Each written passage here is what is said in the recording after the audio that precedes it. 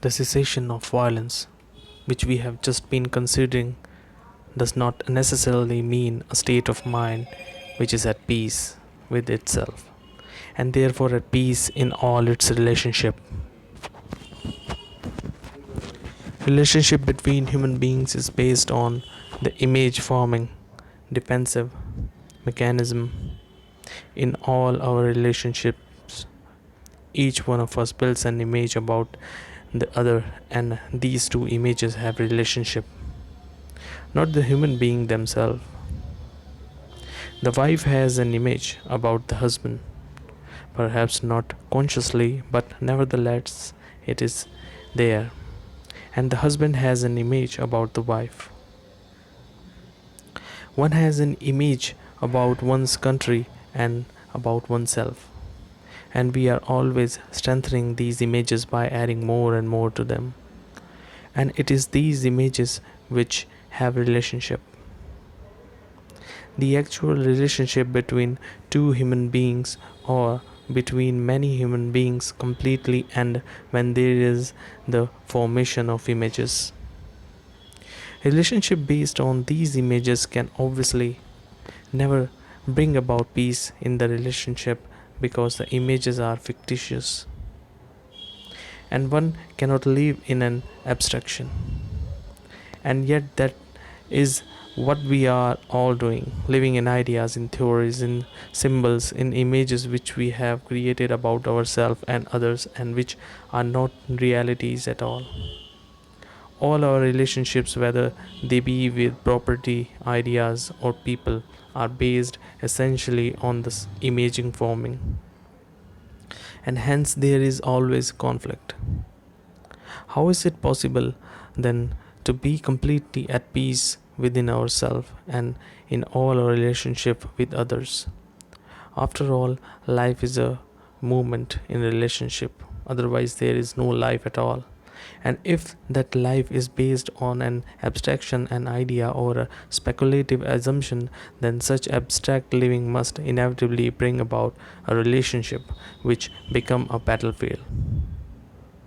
So, is it at all possible for man to live a completely orderly inward life without any form of compulsion, imitation, suppression, or sublimation?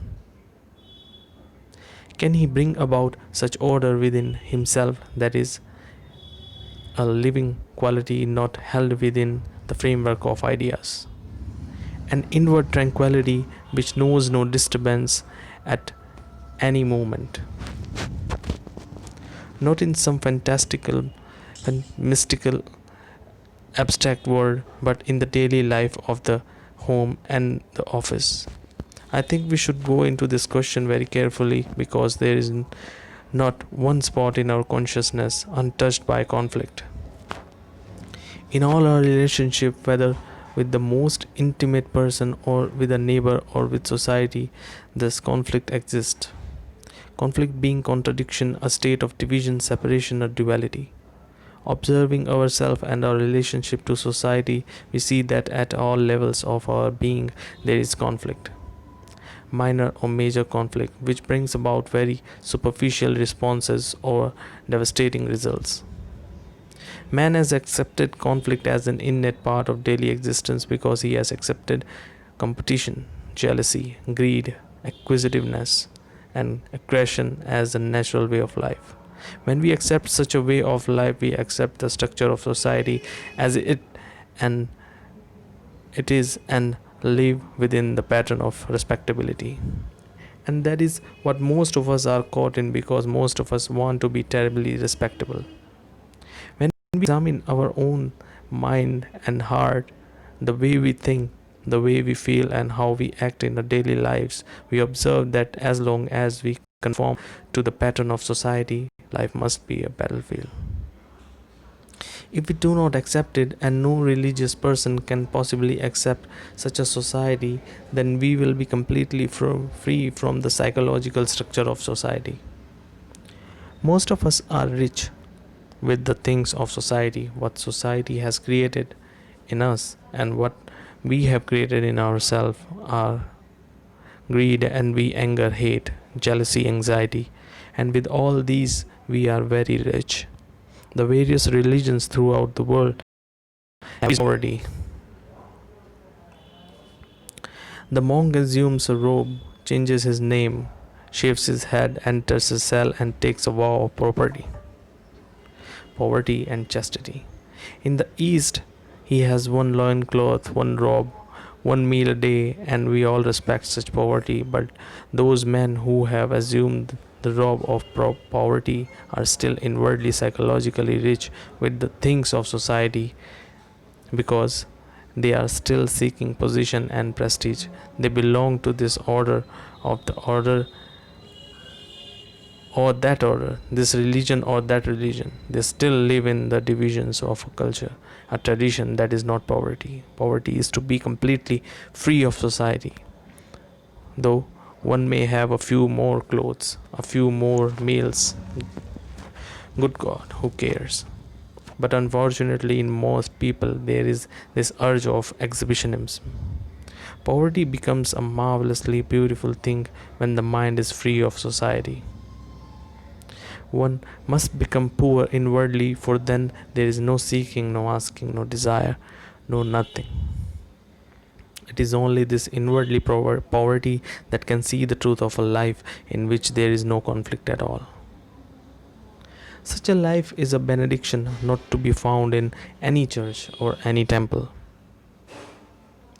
How is it possible then to free ourselves from the psychological structure of society, which is to free ourselves from the essence of conflict? It is not difficult to trim and top off certain branches of conflict, but we are asking ourselves whether it is possible to live in complete inward and therefore outward tranquility, which does not mean that we shall vegetate or stagnate, or the contrary, we shall become dynamic, vital, full of energy. To understand and to be free of any problem, we need a great deal of passionate and sustained energy. Not only physical and intellectual energy, but an energy that is not dependent on any motive, any psychological stimulus or drug. If we are dependent on any stimulus, that very stimulus makes the mind dull and insensitive. By taking some form of drug, we may find enough energy temporarily to see things very clearly, but we revert to a former state and therefore become dependent on that drug more and more. So, all stimulations, whether of the church or of the alcohol or of the drugs or of the written or spoken words, will inevitably bring about dependence. And that dependence prevents us from seeing clearly for ourselves and therefore from having vital energy. We all unfortunately depend psychologically on something. Why do we depend? Why is there this urge to depend? We are taking this journey together. You are not waiting for me to tell you the cause of your dependence. If we inquire together, we will both discover, and therefore that discovery will be yours on, and hence, being yours, it will give you vitality. I discover for myself that I depend on something, an audience, say, which will stimulate me. I derive from that audience, from addressing a large group of people, a kind of energy. And therefore, I depend on that audience, on those people, whether they agree or disagree. The more they disagree, the more vitality they give me. If they agree, it becomes a very shallow, empty thing. So I discover that I need an audience because it is a very stimulating thing to address people. Now, why? Why do I depend? Because in myself I'm shallow. In myself I have nothing. In myself I have no source which is always full and rich, vital, moving and living. So I depend. I have discovered the cause, but will the discovery of the cause free me from the being dependent? The discovery of the cause is merely intellectual, so obviously it does not free the mind from its dependency. The mere intellectual acceptance of an idea on the emotional acquiescence in is an ideology. Cannot free the mind from being dependent on something which will give it stimulation. What frees the mind from dependence is seeing the whole structure and nature of stimulation and dependence, and how the dependence makes the mind stupid, dull, and inactive. See the totality of it alone frees the mind. So I must inquire into what it means to see totally. As long as I am looking at life from a particular point of view, or from a particular experience I used, or from some particular knowledge I have gathered, which is my background, which is the me. I cannot totally, I have discovered intellectually, verbally, through analysis, the cause of my dependence, but whatever thought investigates must inevitably fragmentary. So I can see the totality of something only when thought does not interfere.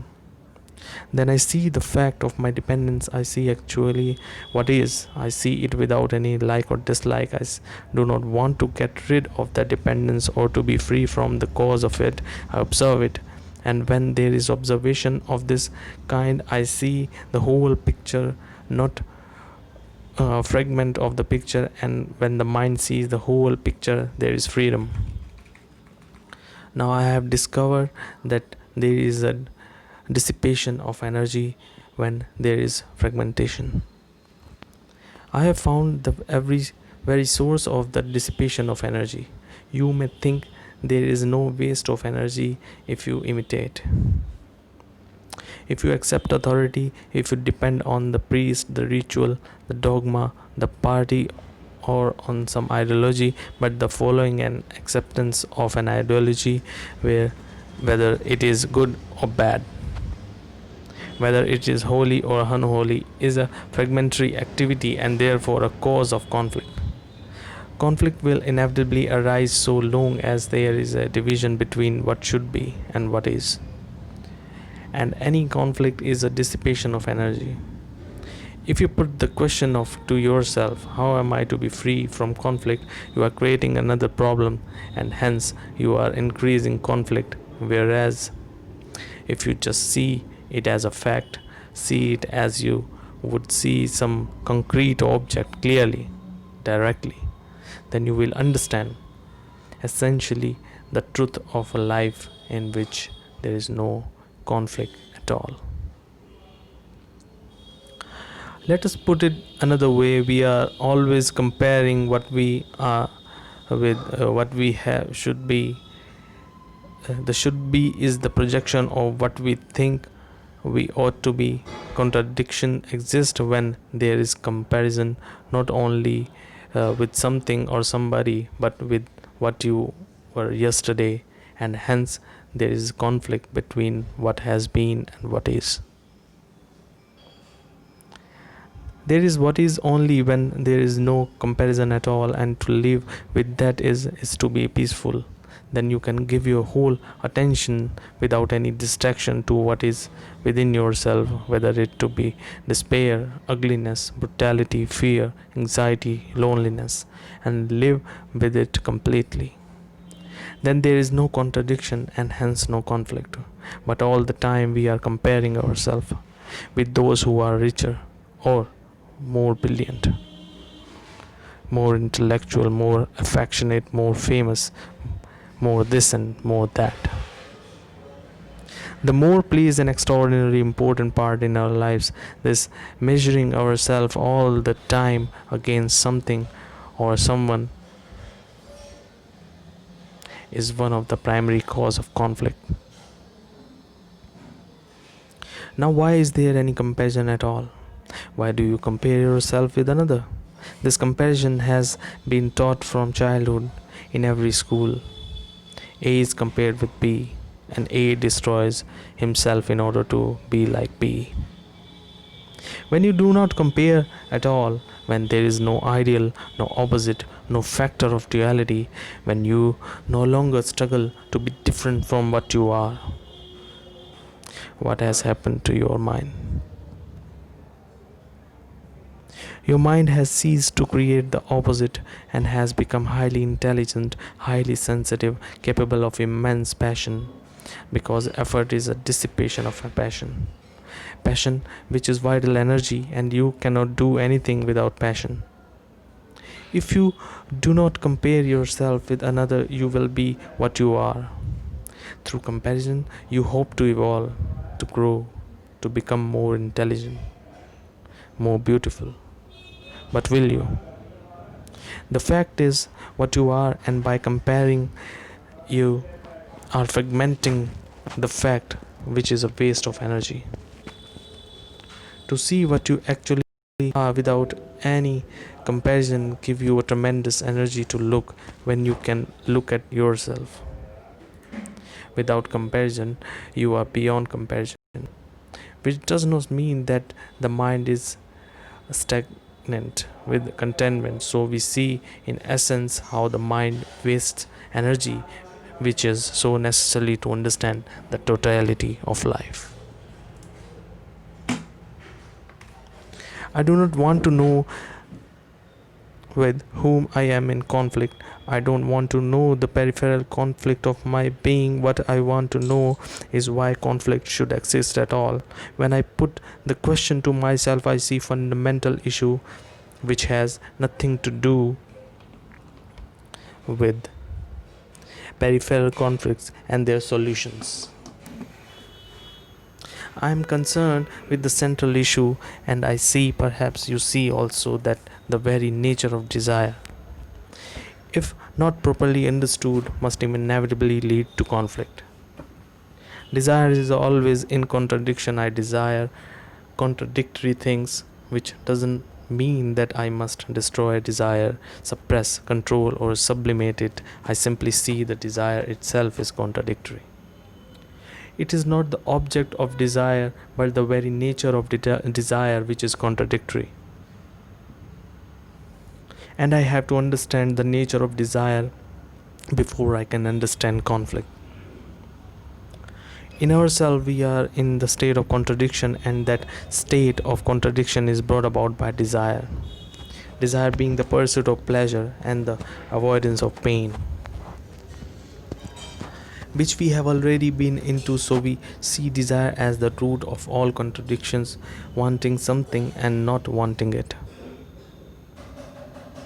A dual activity.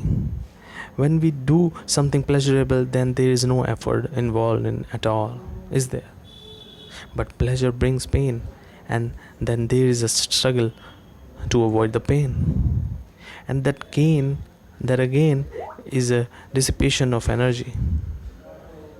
Why do we have duality at all? There is, of course, duality in nature, man and woman, light and shade, night and day. But inwardly, psychologically, why do we have duality?